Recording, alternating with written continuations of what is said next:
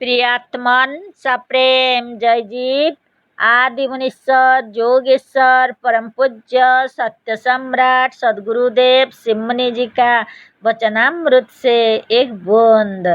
स्वस्थता और साधन का महत्व। अध्याय 7। तमाम बड़े बड़े डॉक्टर अब धीरे धीरे इस निर्णय पर पहुंच रहे कि रोगी को रोगमुक्त करना दवा से नहीं हो सकता। रोग अच्छा करना अथवा मनुष्य को स्वस्थ करना उसके निज, उसके जीव, उसी की आत्मा, उसी के हम या उसी के स्व के अधीन है। होम्योपैथिक डॉक्टर का तो कहना है कि दवा तो मनुष्य के माइंड या मन पर अपना प्रभाव डालकर उसे सहायता देकर आत्मा द्वारा ही रोगों को अच्छा करवाती है। डॉक्टर का कहना है कि मरहम में भी फोड़े को अच्छा करने की शक्ति नहीं होती, किंतु मरहम एंटीसेप्टिक होते हैं। वह घावों को दूषित जीवाणुओं या कीटाणुओं के प्रभाव से बचाकर घावों को केवल सेप्टिक नहीं होने देते, पर अच्छा करती है रोगी की जीवनी शक्ति, उसकी आत्मा अथवा उसका सो। संस्कृत में तो आरोग्य की अवस्था को ही स्वस्थता कहते हैं और आरोग्य या निरोग को स्वस्थ कहते हैं। स्वस्थ का अर्थ ही यही है कि जो अपने स्व में स्थित है। स्व युक्त स्थ स्वस्थ। स्वस्थ वही है जो अपने स्व में स्थित है, अथवा यह कहिए कि अपने आप में है। जो स्वस्थ नहीं है वह परस्थ है, डॉक्टरस्थ है, वैद्यस्थ है, औषधस्थ है, पुस्तकस्थ है, मजहबस्थ है, सांप्रदायस्थ है, ईश्वरस्थ है, देवस्थ है अथवा भूतस्थ और प्रेतस्थ है। वह स्वस्थ नहीं कहला सकते। बड़ा हो या छोटा, अच्छा हो या बुरा, देवता हो या ईश्वर हो या भूत प्रेत कोई हो, यदि वह अपना आप नहीं है तो वह पराया है।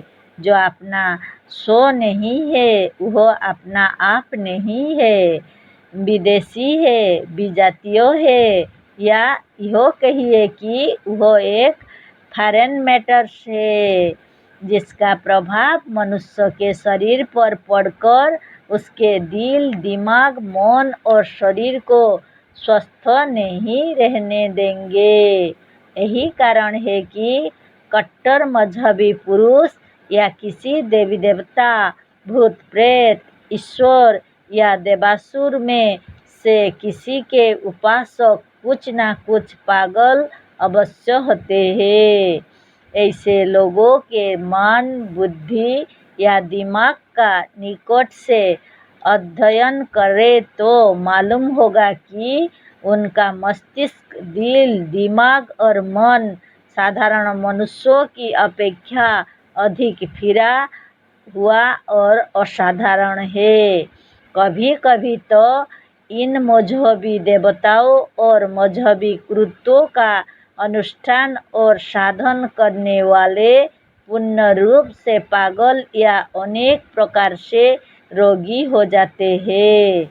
ऐसी अवस्था में कहा जाता है कि इनसे देवता रुष्ट हो गए हैं, पर इस प्रश्न पर इस प्रकार से विचार नहीं किया जाता कि देवतागण ऐसे उपासकों ही से क्यों रुष्ट होते हैं। रुष्ट तो उनसे होना चाहिए जो उनकी उपासना या पूजा नहीं करते, पर ऐसा नहीं होता। देवताओं, देवियों और मजहबी कृत्यों के उपासक या साधक ही किसी न किसी रूप में पागल या फिरे हुए दिमाग के देखे जाते हैं। होना भी ही चाहिए, क्योंकि देवस्थ, भूतस्थ, प्रेतस्थ और मजहबस्थ स्वस्थ नहीं होते।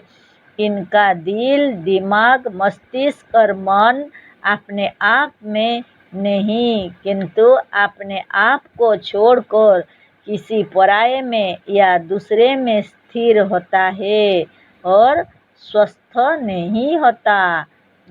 औषध या डॉक्टर दोनों पराये हैं, अपने आप नहीं है। इससे औषधियों और डॉक्टर के भरोसे रहने वाला, नित्य इनका सेवन करने वाला स्वस्थता से कोसों दूर होता हुआ मृत्यु और रोग की ओर बढ़ता जाता है। दवा से एक रोग यदि दब जाता तो कई रोगों की उत्पत्ति का कारण होता है। वैद्य की निंदा एलोपैथ डॉक्टर करता है और एलोपैथ का वैद्य पर, और इन दोनों का दवाओं का होम्योपैथ डॉक्टर निंदा करता है, कहता है कि इनकी दवाओं से ही रोग असाध्य हो रहे हैं। होम्योपैथ कहता है कि इनकी दवाओं से कोई सचमुच अच्छा नहीं होता। होम्योपैथ डॉक्टर पहले रोगी के भीतर से इन दवाओं के जहर को निकालने का प्रयास करता है, पर आश्चर्य यह है कि नाम मात्र का ही सही, यह भी देते हैं दवा ही, जो चाहे बहुत थोड़ी क्यों ना हो, पर होती है पराई वस्तु, आत्मा से भिन्न एक जड़ वस्तु, मन का अपना आप, या यह कहिए कि अपना शरीर अपने को बोझ नहीं मालूम होता, पर पाव भर का भी कोई पराया पदार्थ हो जो पचकर अपने आप में मिल नहीं गया है, वह बोझ मालूम होता है। और जब तक यह शरीर, पेट, दिमाग, मन या मस्तिष्क से निकल नहीं जाता, तब तक मनुष्य बीमार और अस्वस्थ रहता है। बिना पची हुई एक दाल भी अंतड़ी से रुक जाने पर रोग का कारण होंगी, क्योंकि वह पराये है। आत्मभिन्न विचार यदि मस्तिष्क के कोष्ठक में घुस गए तो दिमाग को खराब करने और मनुष्य को पागल बनाने के लिए पर्याप्त होते हैं। जय जीव।